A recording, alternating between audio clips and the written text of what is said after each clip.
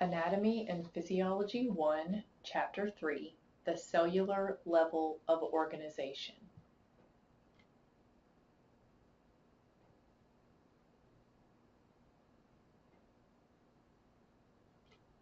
So Chapter 3 is all about cells, and we are currently building our way through the hierarchy or levels of life. So in Chapter 2, we talked about atoms, and then we talked about molecules, and when we group molecules together, we can make larger structures called organelles, which fill the cell. So we're going to talk about organelles and review cells today, and this will give us a good general biology review to lead us into the new chapters for anatomy. Cell theory. So cells are the building blocks of all organisms. There is no living thing on the planet that is not made up of cells, or at least one cell. All cells come from the division of pre-existing cells. So cells have to come from other cells. They can't just appear from thin air. And cells are the smallest units that perform all vital physiological functions. So at the cellular level, the individual cell is maintaining its own physiology and its own homeostasis. So if all the cells maintain homeostasis, then the whole being will be at homeostasis. Cytology is a branch of cell biology, and it is the study of cells. And cells can be grouped into two big categories. We have sex cells, also known as germ or reproductive, and these are going to include either the male sperm or the female oocyte, which is an immature female egg. And then we've got somatic cells, which are all other body cells except for the egg and sperm. So we're going to be talking about some of the main structures of a cell, and we're going to be referring to some pictures, so we'll kind of flip back and forth from picture to definition as we go so we can get a visual to go along with the verbal. So let's start first with the plasma or cell membrane. The plasma or cell membrane would be this pink area here that is around the cell. So if we go forward a little bit, we'll see an explanation of the plasma membrane. So the plasma or cell membrane is going to separate the cytoplasm from the extracellular fluid of the cell. So what is extracellular fluid? Extracellular fluid is the fluid that surrounds the cell or bathes the cell. So the plasma membrane is going to separate the cytoplasm inside the cell from the extracellular fluid that's found on the outside of the cell. So going back to our first picture, here is our plasma or cell membrane in pink, and then outside this white space could represent extracellular fluid, the fluid that bathes the cell. And then on the inside of the cell we find the cytoplasm, and we'll talk a little bit more about what that means. And we're going to do that right after we continue on with the plasma membrane. So functions of the plasma membrane, the reason we have these plasma membranes are to isolate the cell from other cells and its environment. That provides a barrier. And it's also going to help the cell to control what comes into it and what goes out of it, which is important. We're going to allow things like ions and nutrients to come into the cell, and we're going to allow things like waste to go out of the cell, along with maybe products that are made inside the cell that we want to send out to other locations in the body. So we'll have good control over that. The cell membrane also makes the cell sensitive to its environment. The cell can respond to chemical signals because it will have receptors on it or in the membrane, And these receptors will allow the cell to respond to molecules in its environment. And finally, structural support. So the cell membrane is going to offer the cell structural support by again keeping what's out and what's in. And it will also help to anchor the cells together. So cells are going to be connected to each other to make tissues. And in order to do that, those membranes in some tissue instances, we'll talk about that more later when we get to chapter 4, but it's going to allow tissues to stick together because there will be junctions or connections between the individual cells in their membranes. The plasma membrane is made up of a phospholipid bilayer. So it is largely made up of lipids, specifically phospholipids. It's kind of a reminder from the last chapter, but the phospholipids are made up of a hydrophilic head, which hydrophilic means water loving. These heads are going to face outward on both sides of the membrane towards watery environments. Hydrophobic fatty acid tails are going to face the inside of the double membrane, and this phospholipid bilayer will create a barrier to ions and water-soluble compounds. Cytoplasm is defined as all the materials inside the cell, outside of the nucleus, and includes the cytosol, which is the fluid inside the cell, and that fluid is going to contain dissolved materials, things like nutrients, proteins, ions, and waste products, high protein and potassium levels, and low carbohydrate, lipid, amino acid, and sodium levels. In that cytosol are also, or in the cytoplasm, are also organelles. And these are structures with specific functions that we're going to be talking about and that we have already talked about a little bit. So organelles can be divided into two categories. We have the non-membranous type, and just like the name suggests, these guys are not going to have a membrane, so they are in direct contact with that fluid called the cytosol. This is going to include the cytoskeleton, centrioles, ribosomes, proteasomes, microvilli, cilia, and flagella. So we will talk about each of those. And then we've got the membranous organelles, which are going to have a membrane. So these are isolated from that fluid by a plasma membrane, which is the lipid bilayer that we previously talked about. This will include the endoplasmic reticulum, the Golgi apparatus, lysosomes, peroxisomes, and mitochondria. So the cytoskeleton first. The cytoskeleton is a bit what it sounds like. It is sort of like our skeleton is for us, giving us shape, support, and structure. And the difference is that it, of course, is not made out of bone, it's made out of protein. And it's going to give the cell shape and structure.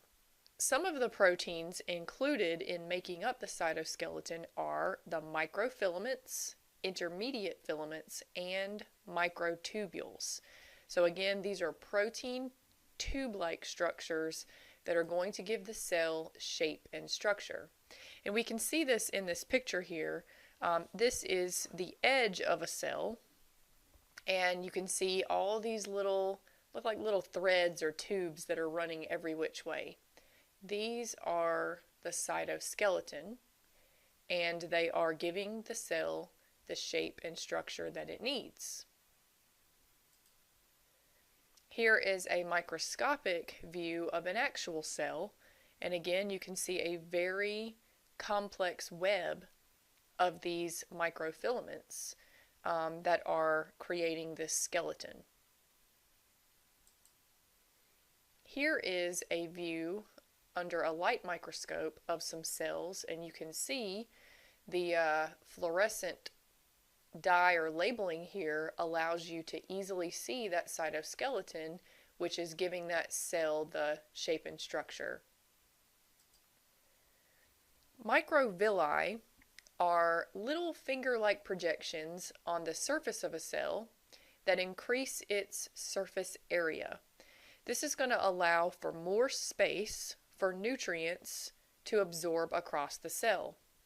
We're going to see a lot of microvilli in the digestive tract, specifically the small intestine, where we're attempting to absorb 90% of our dietary nutrients.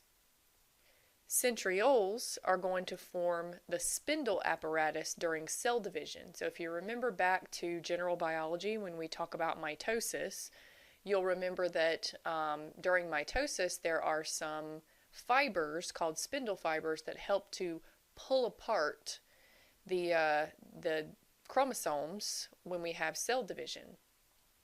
Centrosome is the cytoplasm near the nucleus that surrounds those centrioles. Again, the centrioles are what creates the spindle fibers. So we're going to look at a picture of microvilli, and we're also going to see a picture of some centrioles. So we're going to have to go back to look at the microvilli to our original cell picture. And here is an example of some microvilli. These are short little finger-like projections that are going to increase the surface area of the cell so that we are able to better absorb nutrients. Going back to the centriole, this is a picture of centrioles. So a centriole is, again, the thing that's going to split up the chromosomes during cell division. And they're located pretty near the nucleus.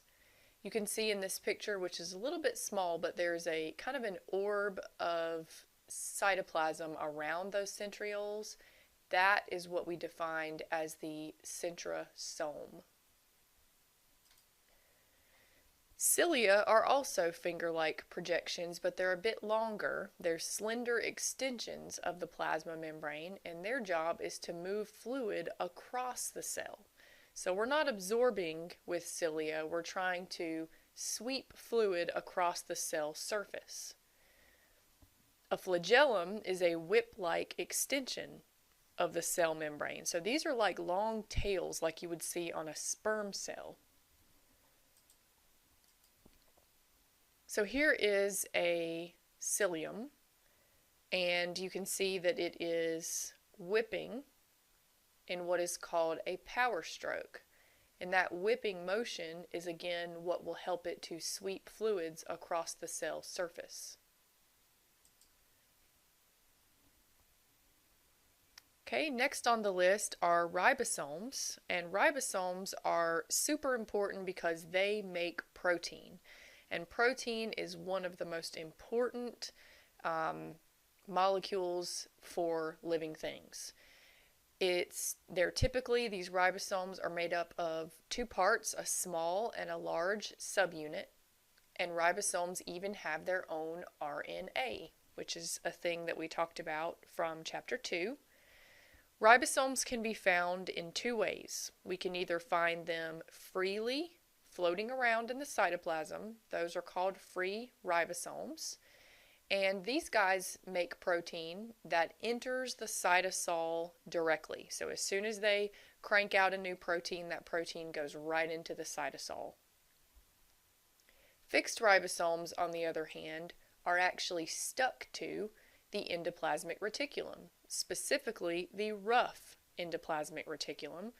We call it the rough ER because it has a sandpapery-like appearance. And the sandpapery appearance is due to those bumpy ribosomes that are stuck to the surface of the ER. So these ribosomes are going to make proteins that will then be inside of the ER, and they will be put in little packages that will be sent out to the cell. So we're going to talk about that a little bit more in just a few minutes. Proteasomes are organelles that contain enzymes. And the enzymes specifically are known as proteases. Now we can see the end of this word ACE, A-S-E, and typically that is going to designate a type of enzyme. So this type of enzyme will break down protein. Okay, so this is the bottom half of our original cell, and you can see, just to orient you, this is the nucleus. And then surrounding the nucleus, we have the endoplasmic reticulum. This area here is the rough, because you can see that the ER in this area that I'm pointing is covered with these little ribosomes that give the ER a studded appearance. That's the rough ER. Then here we have some free ribosomes that are just freely found in the cytosol. So here's a close-up view of our centriole with centrosome cytoplasm around.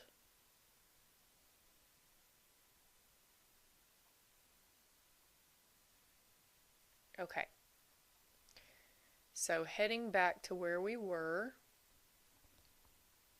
just about to go into the endoplasmic reticulum. So there are 5 types of membranous organelles: the endoplasmic reticulum, which we've mentioned a little, the Golgi apparatus, lysosomes, peroxisomes, and mitochondria. So the endoplasmic reticulum, we now know there is a smooth and a rough section. Well, we've talked about the rough. The endoplasmic reticulum contains storage chambers known as cisternae. And the main function of the endoplasmic reticulum in general is to make proteins, carbs, and lipids. It will store these molecules or materials and then eventually transport them within the ER and then out of the ER. The ER can also help with detoxing drugs and toxins. So the smooth endoplasmic reticulum, we call it smooth because it does not have any ribosomes stuck to it. So it has a nice smooth appearance. Its job is to make phospholipids and also cholesterol, which is used in cell membranes. In addition, it can help make steroid hormones for the reproductive system. The rough endoplasmic reticulum is the one we've already looked at that's covered with ribosomes, and that's going to give it, again, that studded appearance. Its job is to make protein, and it's going to, well, the ribosomes technically make the protein, but it's going to be involved in protein synthesis.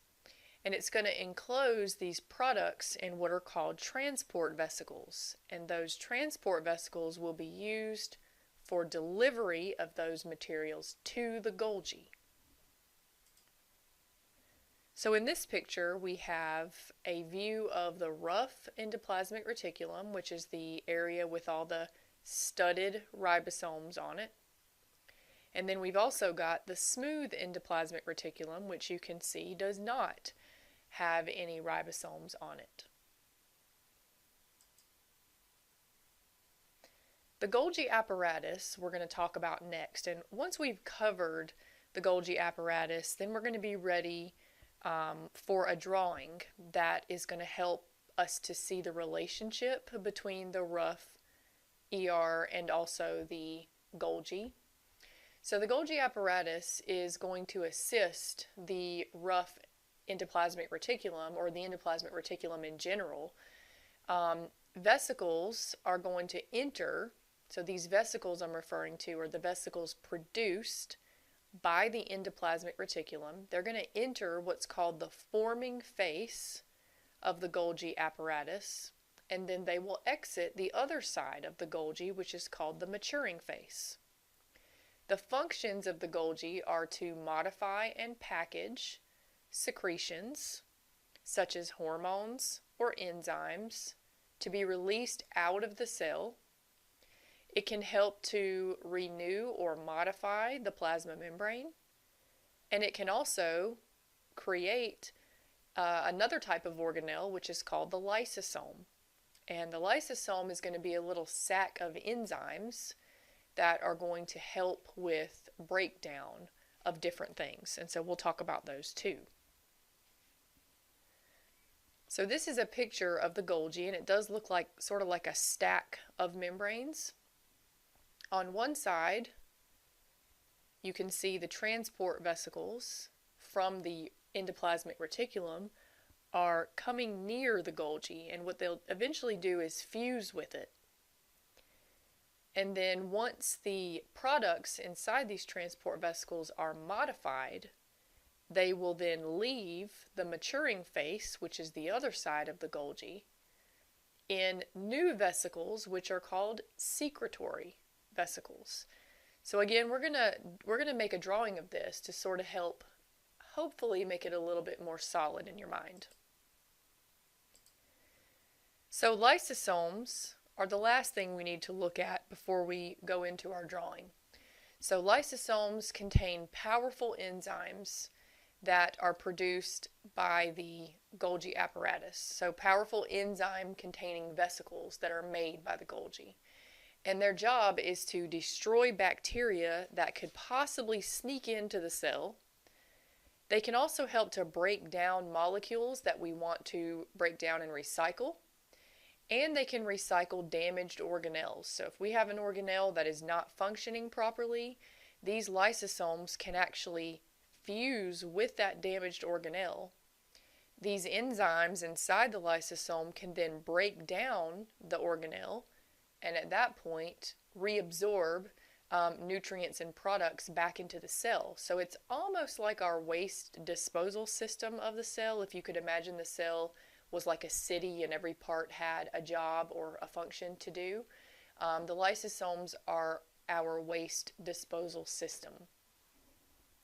So let's take a look at a drawing to better help us understand the function of the endoplasmic reticulum and the Golgi, as well as the lysosomes.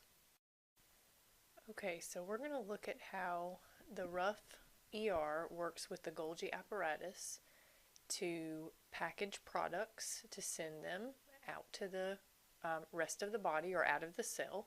So we start with the nucleus, and we'll put some DNA inside the nucleus so that we know that it is a nucleus.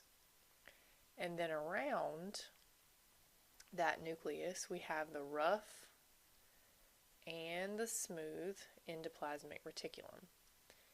Now the rough is going to be notable because of the ribosomes that are on the surface of the endoplasmic reticulum, whereas the smooth does not have ribosomes on it. So we'll abbreviate that as SER, and we'll abbreviate this one as RER. Okay? So the rough endoplasmic reticulum is responsible for modifying and packaging proteins. So if you remember, protein can come in different shapes. And in chapter 2 we talked about how one of the shapes is an alpha helix. So we're going to use that as our example. This alpha helical protein is produced, and then it is budded off of the rough endoplasmic reticulum in what's called a transport vesicle, because, as you might have guessed, it transports things. So now we've got this brand new protein inside of a transport vesicle, which is going to transport that protein to the next stop. And that next stop is our Golgi apparatus or Golgi body. And as we talked about before, the Golgi has a face that accepts transport vesicles. So that transport vesicle will come to the Golgi and fuse with it, allowing that protein to move into the Golgi. Okay? Now the Golgi will modify that protein and repackage it on the maturing face into what's called a secretory vesicle. So now the protein is in a secretory vesicle. So now the protein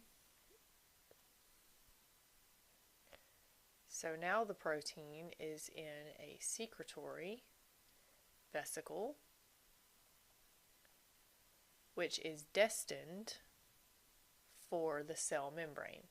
So this is going to be our cell membrane, and that secretory vesicle is going to head straight to the cell membrane, fuse with it, and eject the product out of the cell. This is called exocytosis.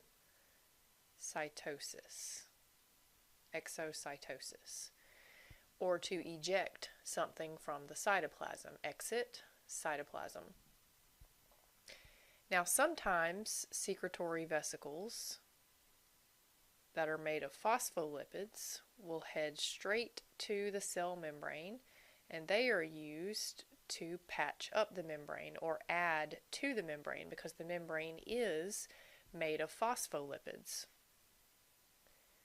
Finally, the Golgi can also produce a separate organelle called a lysosome, which we talked about before. And lysosomes are filled with digestive enzymes, and their job is to recycle or dissolve products that may enter the cell, or even a bacterium that might enter the cell, or if there's a broken down organelle, it could possibly recycle and digest that broken down organelle. So the flow is again as follows: rough endoplasmic reticulum, with the help of the ribosomes, proteins are produced, and the rough ER packages the proteins and modifies them into a transport vesicle. Transport vesicle is going to transport that new protein to the Golgi. The transport vesicle fuses with the Golgi, allowing the protein to enter the Golgi, where the Golgi will modify and repackage that protein for its final destination. Then we put that into a secretory vesicle, which looks a lot like a transport vesicle, but it is destined to fuse with the cell membrane, where we will eject the protein out of the cell, which is called exocytosis.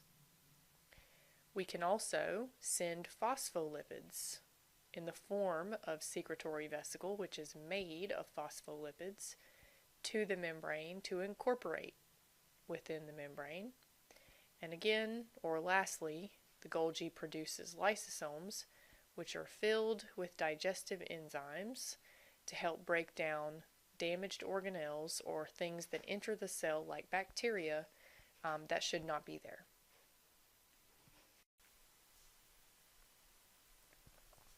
So this is a figure from the text that shows the Golgi producing secretory vesicles to be ejected from the cell. So here is a secretory vesicle with a protein being pinched off, fusing with the cell membrane, and ejecting the product out of the cell. This again is called exocytosis, or ejection from the cell. We also can bud off a portion of the Golgi that can be incorporated into the membrane, which is called membrane renewal, and that would be made of phospholipids. And in addition, the Golgi also produces the lysosome, which is the enzyme containing vesicle we talked about that can dissolve invaders or broken down damaged organelles. So reiterating in the notes, lysosomes contain a powerful enzyme and can break down bacteria, molecules, and recycle damaged organelles. In addition, they can also self-destruct a damaged or inactive cell. So if the lysosome membrane breaks down and all of those enzymes are released inside the cell, this will destroy the cell and the materials will be recycled. So if the cell is damaged or inactive, rather than causing problems for neighboring cells, it will literally self-destruct. That's called autolysis. Peroxisomes are also small vesicles that contain enzymes produced by the division of existing peroxisomes, and they can break down organic compounds like fatty acids. The mitochondria are little, a lot of times in our book they look like little kidney bean shaped organelles, and they have a very smooth outside, but on the inside their inner membrane has lots of folds, and those are called the cristae, and the fluid surrounding the cristae is known as the matrix. They are able to take energy from food or glucose to produce the molecule ATP, which is the energy currency of the cell. So here is what the mitochondria look like.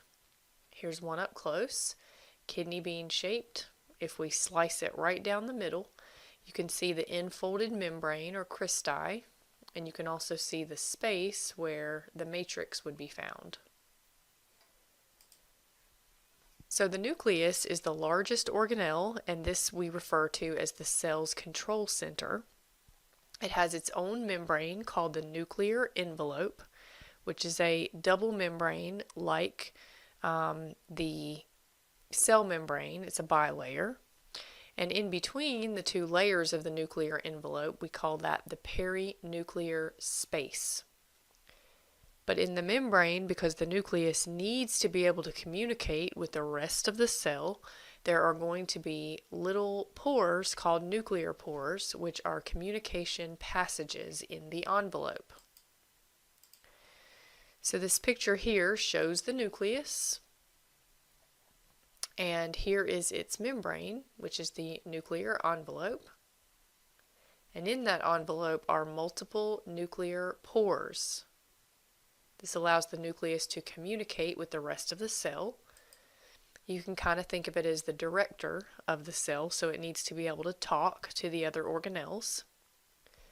This is the nuclear membrane up close, and you can see that it is in fact a double membrane with a space in between called the perinuclear space. The nuclear pore is a large, well, it's not large, but it's an opening that allows the nucleus to communicate.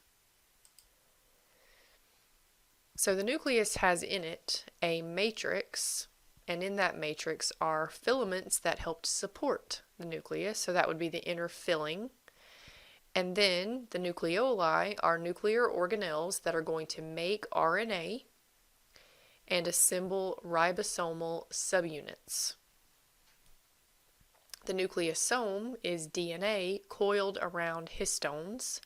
If it's we see it loosely coiled into what's called chromatin in cells that are not dividing, or tightly coiled in chromosomes that form before division. So let's take a look at the difference between those two.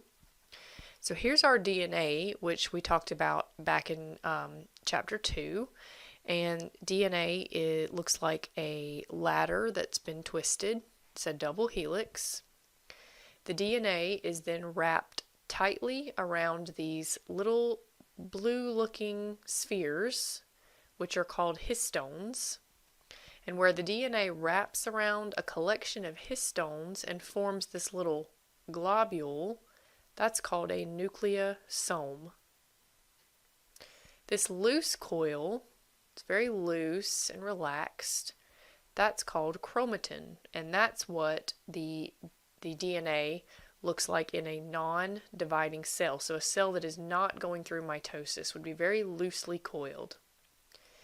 But when that DNA becomes very tightly coiled and forms a chromosome, that is what we see in a cell that's preparing for division or mitosis. So if you recall in chapter 2, we talked about how the nucleus stores information in the form of a genetic code. This is the chemical language of DNA instructions, which has the bases A, T, C, and G. We call those the nitrogenous bases, and they are organized into groups of 3, which are called triplets. Gene is the DNA instructions for one protein, and that we refer to as a unit of heredity, or something that's hereditary. So we're going to talk now about protein synthesis, which is when we make functional polypeptides or proteins in the cytoplasm. And we're going to need to do that by activating the genes and begin with transcription. So let's look at a drawing for how transcription and translation work simply, and then we'll come back to our notes. Okay, so we're going to start with transcription. Transcription is step 1 in the formation of protein, and it is going to happen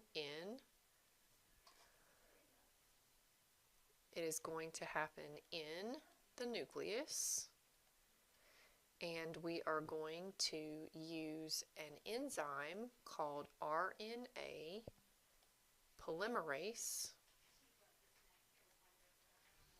to produce a strand of messenger RNA.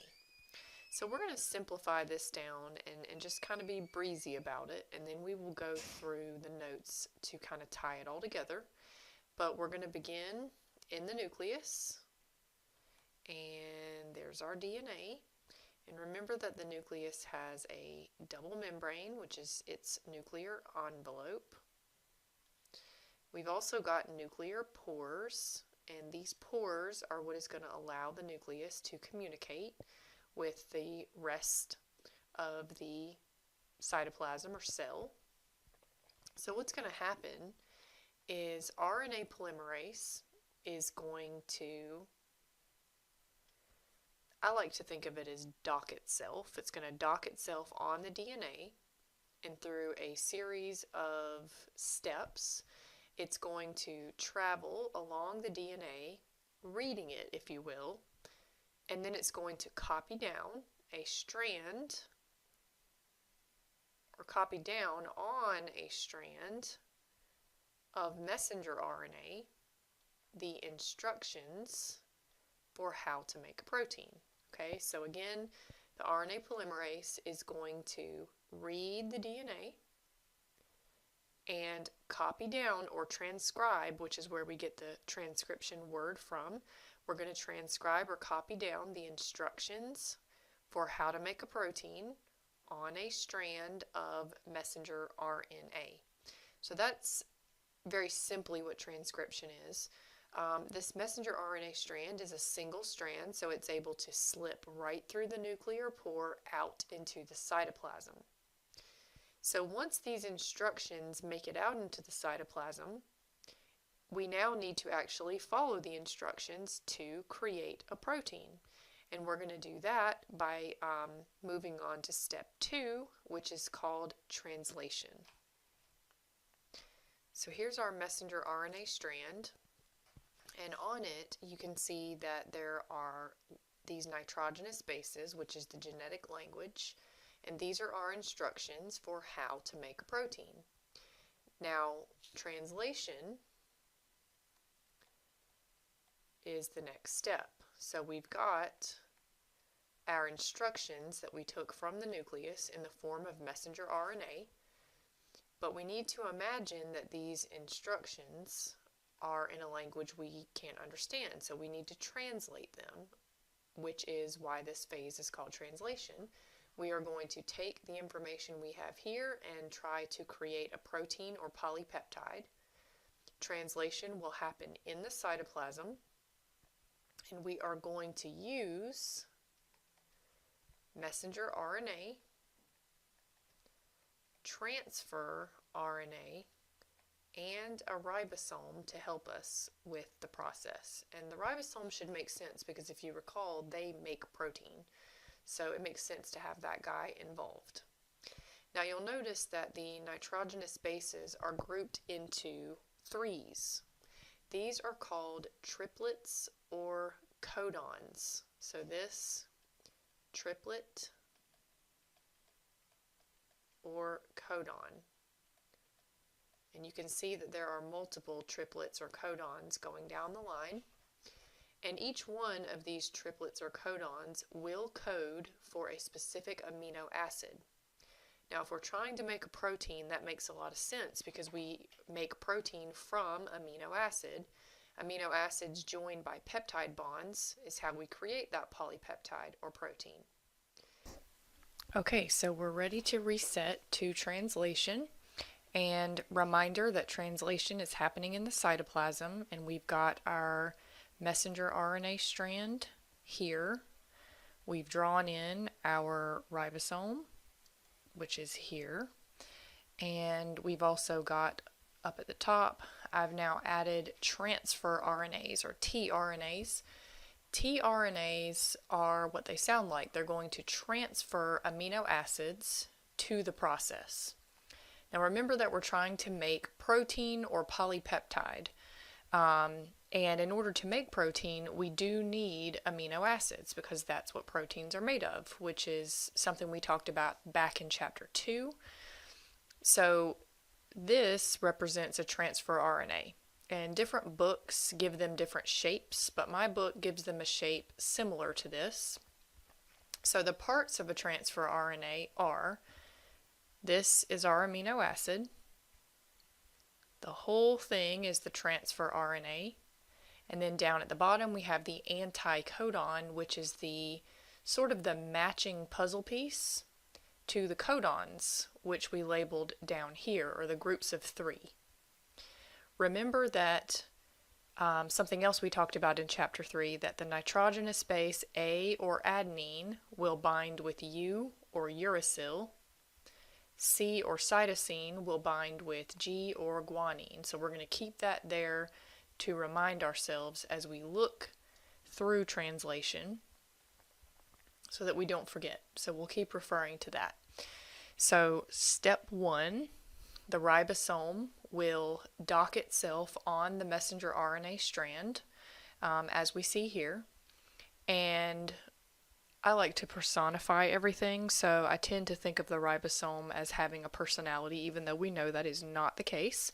But the ribosome is going to read the first codon, A, U, G, and he is going to call out to the cytoplasm, not literally, but in our everyday explanation, and he's going to ask, are there any anticodons that match with this first codon? Well, if we take a look and remember the rule, A goes with U and C goes with G, then we should have a transfer RNA that has an anticodon of UAC. So if we look up here, we do in fact see that transfer RNA number 1 matches with this first slot. So that transfer RNA is going to come down and bring with it its amino acid. Okay? So we don't have a protein yet because we've only got one amino acid. But we're going to read the second codon, CCA. So that means our anticodon should be GGU. And what do you know? Here is GGU number 2. So we bring that transfer RNA down to the second slot, and it brings with it its amino acid. So at this point the ribosome is full, and the next step will be that the first amino acid will move over and attach itself to the new transfer RNA. Okay, so now we've moved that over and we formed in between the two amino acids a peptide bond, which is exactly how we make a protein.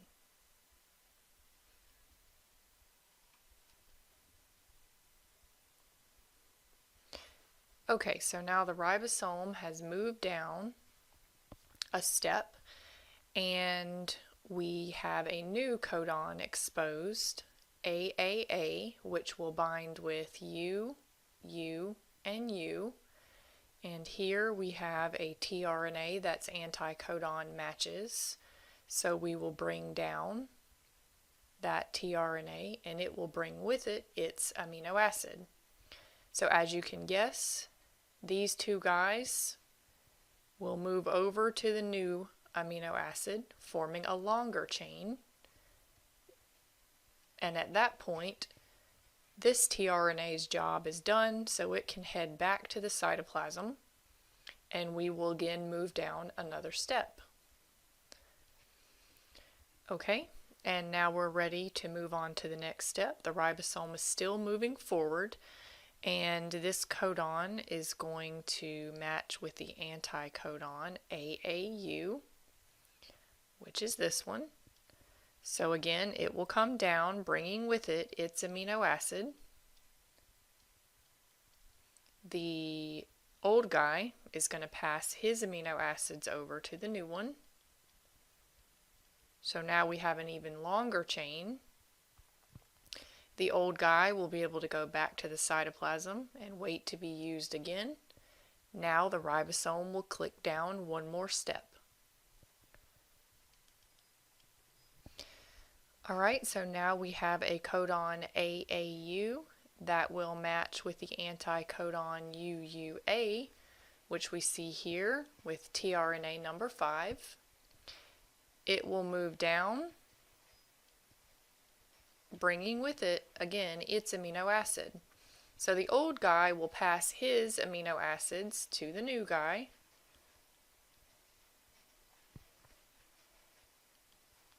So again, our chain continues to grow, and the old guy will head back to the cytoplasm. Ribosome will click down a step.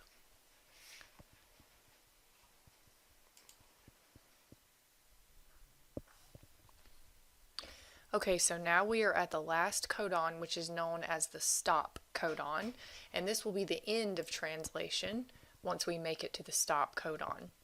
So the codon here is UAA, which will correspond with AUU. And we can see that we've got one remaining tRNA, which will come down, once again bringing with it its amino acid. So the old tRNA will once again pass on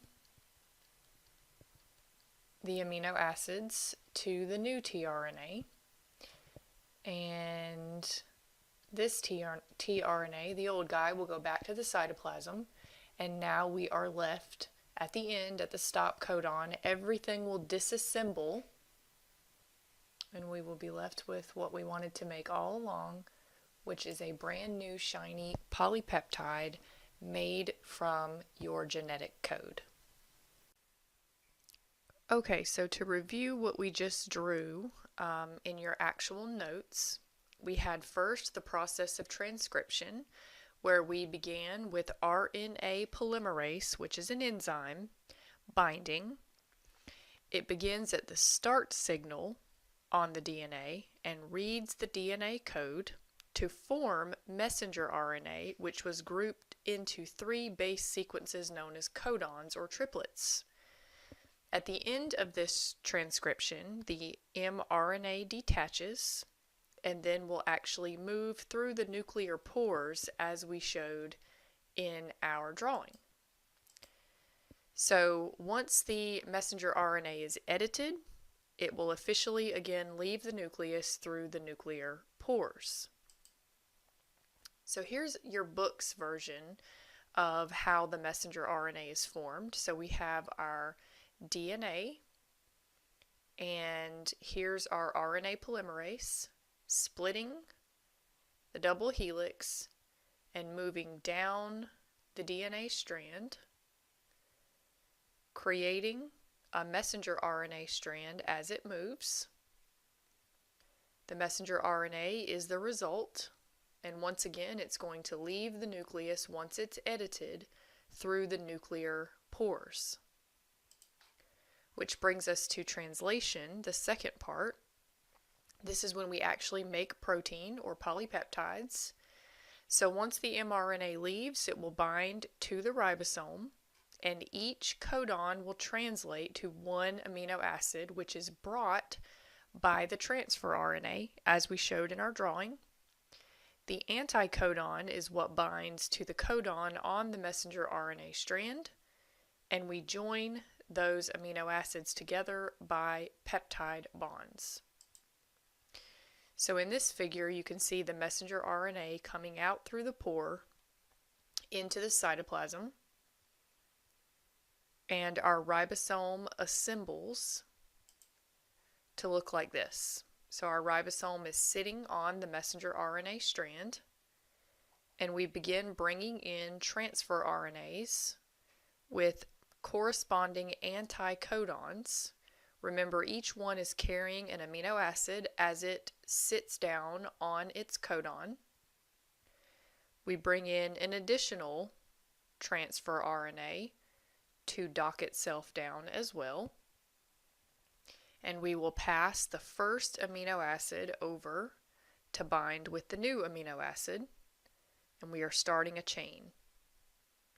The first tRNA will then leave and go back to the cytoplasm, and the ribosome will move down, as we can see here. So this one is leaving to go back to the cytoplasm. We bring in a new tRNA, and it's got its amino acid. So what will happen next, as we expect, the old tRNA will pass his amino acids over to the new tRNA's amino acid, which will form a longer chain of 3. The old guy will also leave, and then we will move down the ribosome until we reach the stop codon. When we reach the stop codon, the whole thing will disassemble, and we will be left with a completed polypeptide, which is what we aimed to make in the beginning. So next is diffusion and osmosis. The cell membrane is a barrier, but it has to be what's called semi-permeable or selectively permeable, which means we do need nutrients to get in, and we also need products and waste to be able to get out. So permeability is going to determine what can move in and out of a cell or a membrane. So a membrane that lets nothing in and out would be considered impermeable. If a membrane let anything in or let anything out, that would be freely permeable. Movement that is restricted is called selective permeability, and that is what we will find that our cells are. They're very picky about what comes in and goes out. The plasma membrane is selectively permeable, which again will allow some materials to move freely, but others will be restricted. This again is a good safeguard for our cell. So diffusion is the movement of a substance from an area of high concentration to an area of low concentration. Because in a substance, ions and molecules are always moving around. So again, the rule of diffusion, where things move from a high to a low concentration, as demonstrated in this picture from the textbook.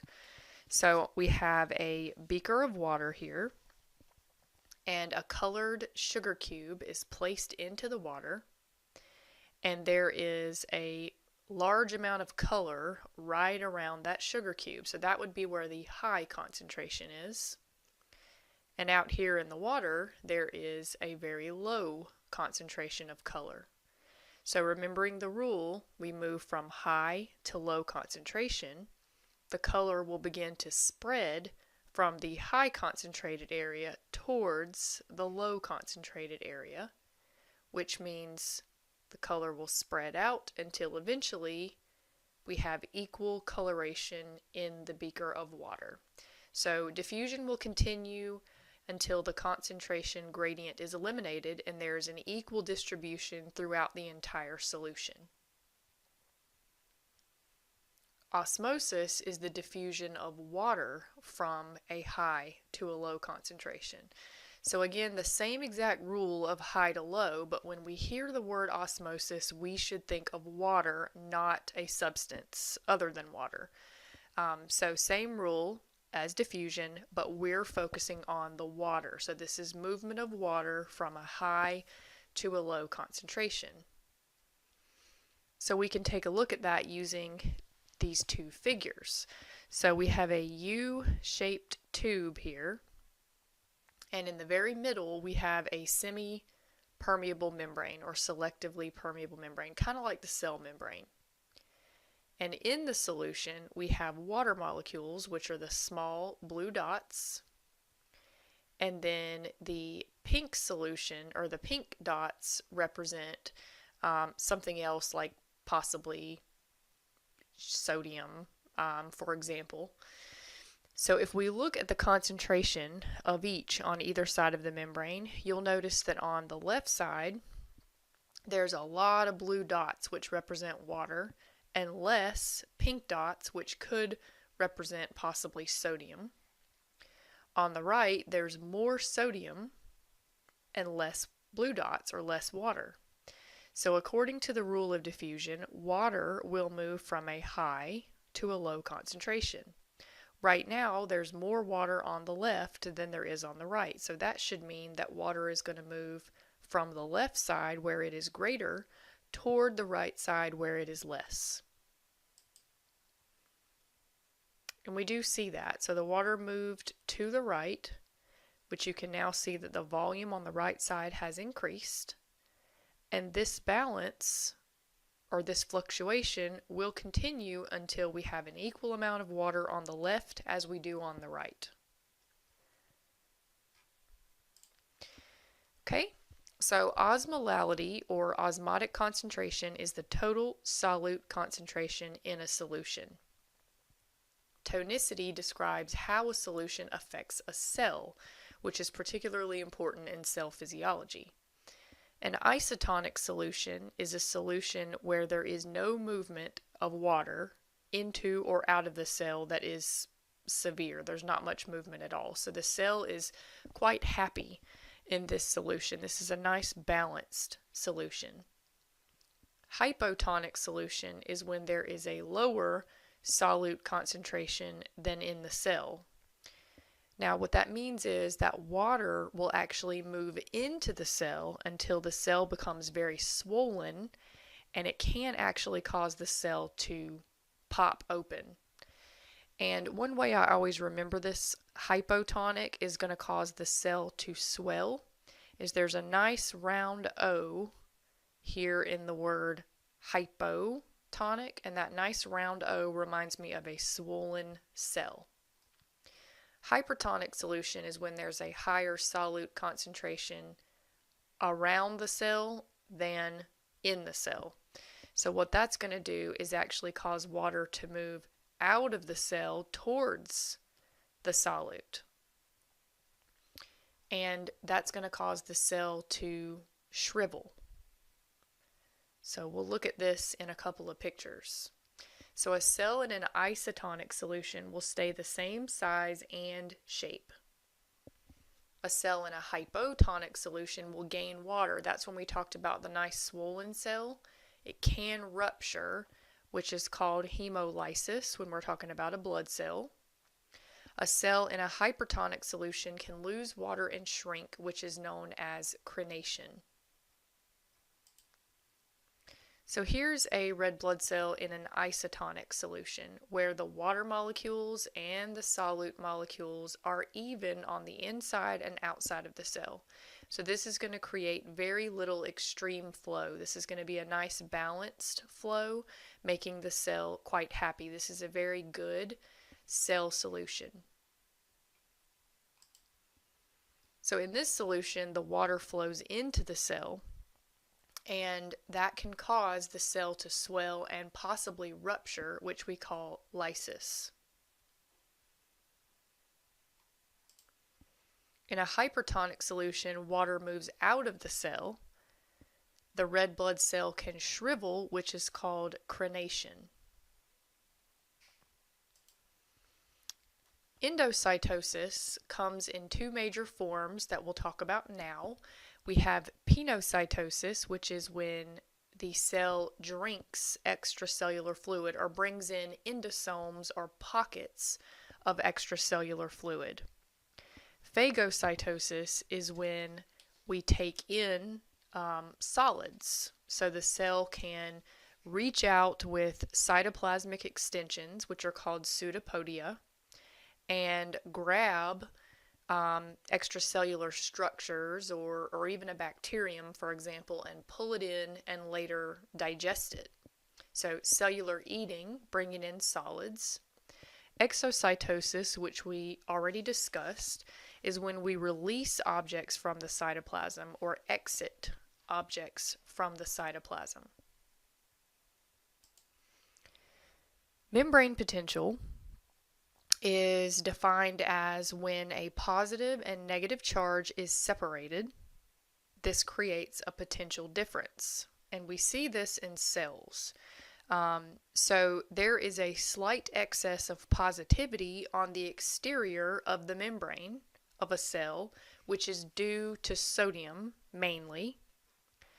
The positive and negatives across the membrane are attracted to each other, but the membrane keeps them apart, which we call membrane potential. The measurement is in millivolts, or a thousandth of a volt, and the plasma membrane will act as a dam, basically keeping the positive and negative charge apart across the membrane. They cannot rush together to attract. So that unequal charge across the plasma membrane is known as the membrane potential.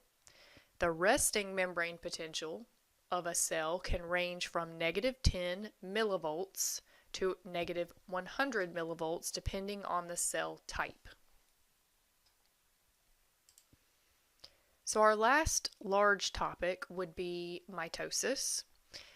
So cell division is a form of cell reproduction. A single cell can produce two daughter cells when it divides. At the end of the cell's life, it can undergo genetically controlled death, apoptosis. So in the cell life cycle, we have what's called interphase. This is when the cell is not actively dividing, but this is where cells spend the majority of their lives. And during this phase, they can begin to prepare for mitosis or division.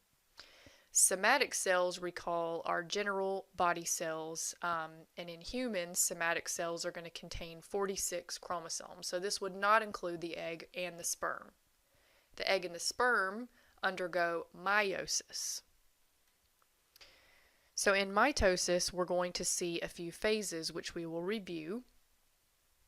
So duplication of chromosomes in the nucleus and then separation into two identical sets will happen during mitosis, and it's going to consist of four main phases: prophase, metaphase, anaphase, and finally telophase.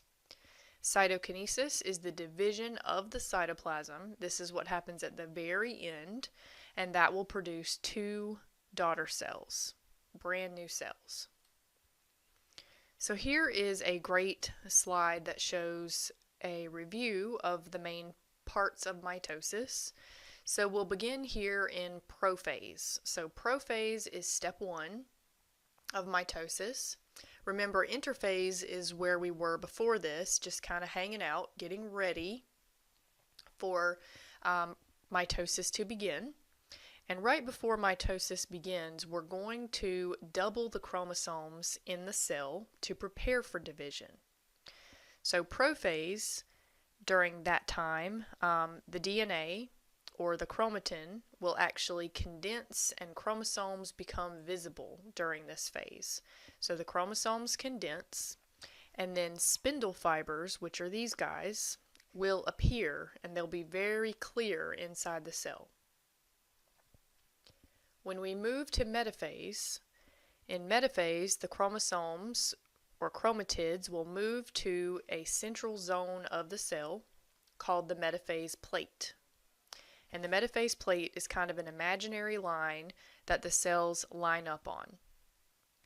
The spindle fibers attach to those chromatids, and in anaphase, the center point of the chromatid pair, called the centromere, will split and the chromatids will separate.